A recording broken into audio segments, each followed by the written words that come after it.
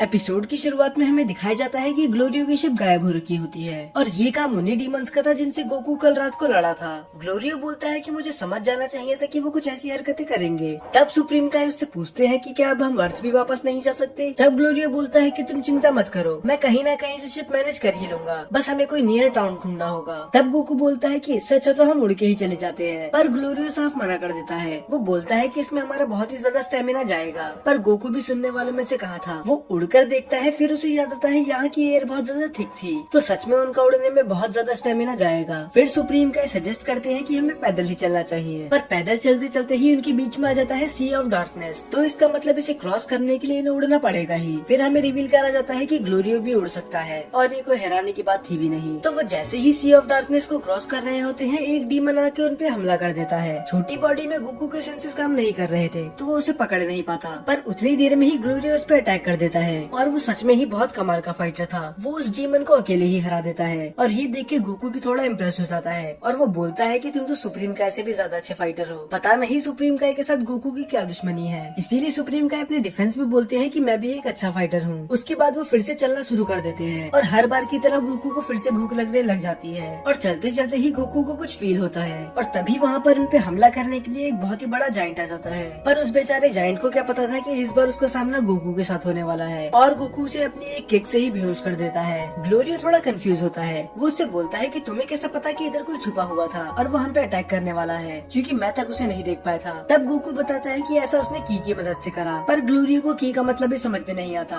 फिर सुप्रीम काय उसे डिटेल में समझाते हैं कि ये दूसरों की एनर्जी सेंस कर सकता है। फिर थोड़ी देर चलने के बाद उन्हें एक बड़ा सा टी पोट दिखता है और वो समझ जाते हैं कि ये कोई रेस्टोरेंट है और वहाँ पर जाते ही वो लेडी उनको फूड सर्व करती है और हर बार गोकू जानवरों की तरह खाने पे टूट पड़ता है। तभी गोकू की नजर पड़ती है एक जूस पे जो कि टेबल पे ही पड़ा हुआ था और उसे पीने के बाद समझ में आता है कि उसे ये नहीं पीना चाहिए था क्योंकि वो बहुत ही ज्यादा कड़वा था। फिर सुप्रीम काय ग्लोरियो से बोलते हैं कि तुमने कहा था कि तुम व्हीकल का इंतजाम करोगे। तब ग्लोरियो उठ के उस लेडी के पास जाता है और उससे पूछता है क्या उसे कोई व्हीकल मिल सकता है। फिर वो लेडी बोलती है कि इसके बारे में तुम मेरे पति से बात कर सकते हो, पर उसको तो अच्छे से सुना ही नहीं देता। तभी उसका पति आता है और वो ग्लोरियो से बोलता है कि मेरे पास शिप तो नहीं पर स्काई सीड है और उसके लिए तुम्हें 8,000 देने होंगे। फिर ग्लोरियो पूछता है कि स्काई सीड की मदद से हम कितनी दूर तक जा सकते हैं। तब वो आदमी बताता है कि 120 किलोमीटर, पर ग्लोरियो बोलता है कि 8,000 इसके लिए बहुत ही ज्यादा है, तो मैं किसी दूसरे दुकान में बात कर लूंगा। और अभी थोड़ी देर पहले इस आदमी को बहुत कम सुनाई दे रहा था, पर जैसे ही वो सुनता है कि ये दूसरी दुकान पे जाने वाले हैं, उसके कान ठीक हो जाते हैं और वो बोलता है कि ठीक है, मैं 5,000 में ही राजी हो जाऊंगा। और दूसरी तरफ सुप्रीम काय और गोकू पूरी शॉप में घूम रहे होते हैं। वो एक अजीब सी कैंडी को देख रहा होता है जो कैंडी का में एक बात ज्यादा लग रही होती है। तब वो लेडी उनके पास आके बताती है कि ये कोई आम कैंडी नहीं है, ये मेडिबग है जिसे खाके ही हमारा स्टेमिना वापस आ जाता है। आप इसे डीमन वर्ल्ड की सेंसोबिन भी कह सकते हैं, पर इधर इसकी कई वैरायटी थी और वो उन सब के बारे में बताती है कि एक से स्टेमिना वापस आता है, एक से सर दर्द सही होता है और एक से जले हुए घाव। पर जिस मेडिसिन ने मुझे सबसे ज्यादा हैरान कर दिया वो थी फ्यूजन कैंडी, जिसको खाकर 2 लोग एक शरीर में आ सकते हैं। तो बहुत ही ज्यादा चांसेस है कि हमें गोकू और वेजिटा का एक नया फ्यूजन देखने के लिए मिलेगा। हमारे पास पहले से ही 2 हैं, गोजिटा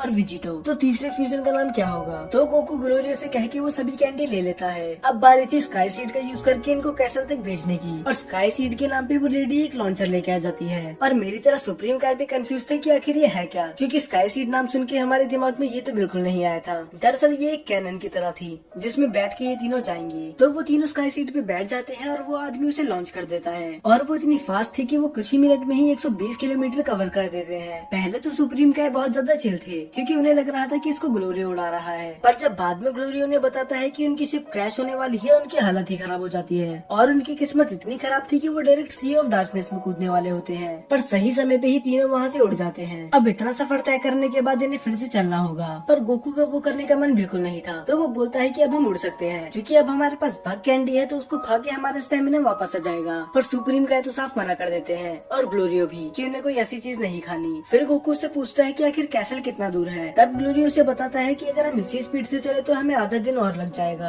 और ये सुनने के बाद गोकू के मन में जो थोड़ी बहुत मोटिवेशन थी वो भी मर जाती है। तब गोकू उससे पूछता है कि यहाँ पर भी ड्रैगन बॉल्स है, क्योंकि ऐसा मुझे पिक्लो ने बताया था। तब ग्लोरियो बताता है कि यही ड्रैगन बॉल सबसे ओरिजिनल ड्रैगन बॉल है, क्योंकि ये सबसे पहले बनी थी। तब गोकू बोलता है कि हम उन्हें ढूंढ कहाँ सकते हैं। फिर ग्लोरियो से समझाता है कि उन्हें ढूंढने की कोई जरूरत है ही नहीं, क्योंकि हर एक डीमन ड्रिल में एक ड्रैगन बॉल है और उनकी रक्षा तामाकामी कर रहे हैं और आज तक कोई भी उस ड्रैगन बॉल का यूज नहीं कर पाया, क्योंकि तामागामी को हराना नियरली इम्पॉसिबल है। और ये बोल के उसने बहुत बड़ी गलती कर दी, क्योंकि अगर गोकू को किसी ने बोल दिया कि कोई स्ट्रांग है तो वो उससे बिना लड़े तो मानने वाला है ही नहीं। तो गोकू आइडिया देता है कि हमें तामागामी को हरा के ड्रैगन बॉल ले लेनी चाहिए, और उसके बाद हम विश मांग सकते हैं कि डेंडे को वापस ले आए और हमारी बॉडी भी ठीक कर दे। शुरू में तो ग्लोरियो उसके खिलाफ होता है, पर बाद में वो मान जाता है। इसके बाद ही फिर से चलने लग जाते हैं। पूरा एपिसोड तो उन्हें चलने में ही निकाल दिया। तब थोड़ा सा पानी पीने के बाद गोकू को कुछ आवाज आती है, और जैसे ही वो उस आवाज का पीछा कर रहा होता है, ग्लोरियो उसे रोक लेता है, क्योंकि ये डीमन रिम की मिलिट्री पुलिस थी और ये सभी डीमन से टैक्स ले रहे थे। और ये कोई ऐसा वैसा टैक्स नहीं था। इनका रूल ये था कि इन्हें 3 सोने के सिक्के देने होंगे, और जिसने भी नहीं दिए उसकी लाइफ से 9 साल ले लिए जाएंगे। तो 1 सोने का सिक्का देके आप अपनी लाइफ के 3 साल बचा सकते हैं। तो उन लोगों के पास अब कोई और रास्ता नहीं था, क्योंकि डीमन किंग डाबोरा के मरने के बाद अब गोमा ही डाबोरा है, और अगर लोगों ने उसकी बात नहीं सुनी तो इसे वैसे ही मार देंगे। तो धीरे धीरे करके ही सब अपने पैसे उन्हें देने लग जाते हैं। तो दूसरे डीमन के पास एक सिक्का कम पड़ जाता है, तो वो उसकी लाइफ के 3 साल ले लेते हैं एक मशीन की मदद से। पर जो उसके पीछे डीमन था उसके पास तो एक भी सिक्का नहीं था, और उसे देखने में ऐसा लग रहा था कि ये भी थोड़ी देर में ही मर जाएगा। तो ये तो तय था कि अगर इसकी जिंदगी की 9 साल ले लिए जाए तो ये बचने वाला नहीं है। ये देख के गोकू मैदान में कूदने ही वाला होता है, पर तभी बीच में कोई आ जाता है। ये एक मिस्टीरियस कैरेक्टर था जिसने अपना चेहरा छुपा के रखा था। तो वो अपनी पॉकेट से ग्रेनेड निकाल के उनकी तरफ फेंकता है, पर हालांकि उसका बम भी उसी की तरह नकली था, और अब उस कैरेक्टर के पास कोई रास्ता नहीं था बस वहाँ से भागने के। और थोड़ी देर बाद वो उसे पकड़ ही लेते हैं, और इसके बाद गोकू को फाइनली मैदान में उतरना ही पड़ता है, और वो एक एक करके सभी डीमंस को उनकी नानी याद दिला देता है। और सच में ये सीन बहुत ही ज्यादा एपिक था। ड्रैगन बॉल दाइमा जीटी से ज्यादा ओल्ड ड्रैगन बॉल की वाइब दे रहा है। और बाद में उन्हें बहुत बुरी तरह से मारने के बाद गोकू को याद आता है कि उसने कुछ ज्यादा ही पावर यूज कर ली, तो इसीलिए ग्लोरियो उसे लेके भाग जाता है, क्योंकि वो उन पुलिस की नजरों में नहीं आना चाहते थे।